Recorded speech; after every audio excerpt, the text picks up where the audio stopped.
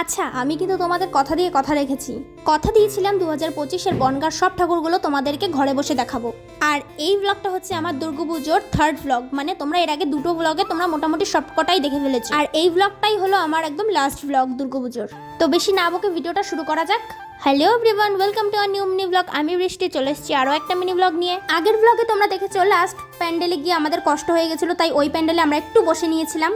তারপরে ওই প্যান্ডেল থেকে বেরিয়ে আমরা একটু হাঁটাহাঁটি করার পর আরও একটা প্যান্ডেল ঘুরে নিয়েছি। আর এই ব্রিজটা তো তোমাদের বনগাঁবাসীদের সবারই চেনা জানা, মোটামুটি বনগাঁবাসী ছাড়াও অনেকেই চেনে। ব্রিজ থেকেই এই প্যান্ডেলটা দেখা যাচ্ছিল। তারপরে এই প্যান্ডেলের কাছে চলে আসলাম। এই প্যান্ডেলটা ভীষণ সুন্দর হয়েছিল, ভীষণ দারুণ লাগছিল দূর থেকে। আর এই প্যান্ডেলের মায়ের মুখটাও দারুণ হয়েছিল। মায়ের মুখ নিয়ে আলাদা কিছু বলার নেই, প্রত্যেকটাতেই খুব মিষ্টি লাগছিল।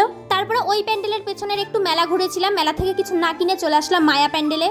এই প্যান্ডেলটার নাম ছিল মায়া, খুব সুন্দর হয়েছিল ভিতরের থিমটা, মানে জাস্ট অসাম। আমার খুব পছন্দ হয়েছে এই থিমটা। ওই প্যান্ডেলটার ভেতরটা দেখে এসে হাঁটতে হাঁটতে এই লাইটিংগুলো চোখে পড়লো।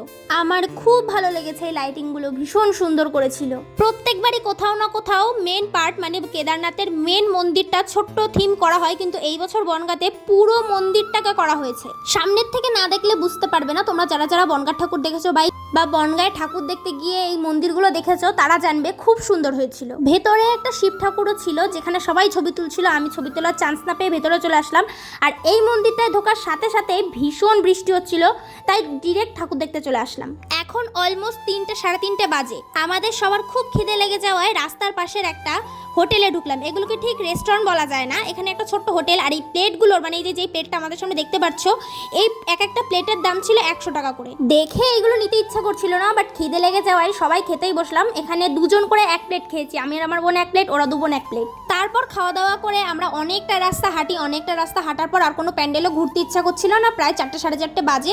এখন আমরা ধরেছি একটা অটোতে বসেই শুরু হয়ে যায় মুষলধারে বৃষ্টি। স্টেশনের কাছেই একটা প্যান্ডেলে আমাদেরকে অটোওয়ালা নামিয়ে দেয়। যেহেতু বৃষ্টি পড়ছিল তাই বৃষ্টি থামা পর্যন্ত আমরা এই প্যান্ডেলটাতেই অপেক্ষা করছিলাম। বৃষ্টি থামার সাথে সাথে আমাদেরকে সবাই বললো যে বৃষ্টি কমেছে, এখন যেতে হবে।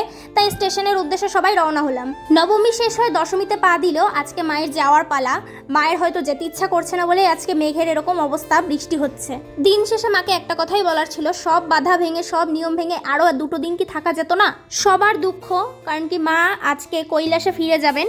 আর আমাদের দুঃখের কথা তো শেষ নেই, রাস্তাঘাট আবার আগের মতো হয়ে যাবে, সেই লাইট সেই লোকজন আর দেখতে পাবো না। আবার একটা বছরের অপেক্ষা, এই বছরটা যেন সবার ভালো যায়।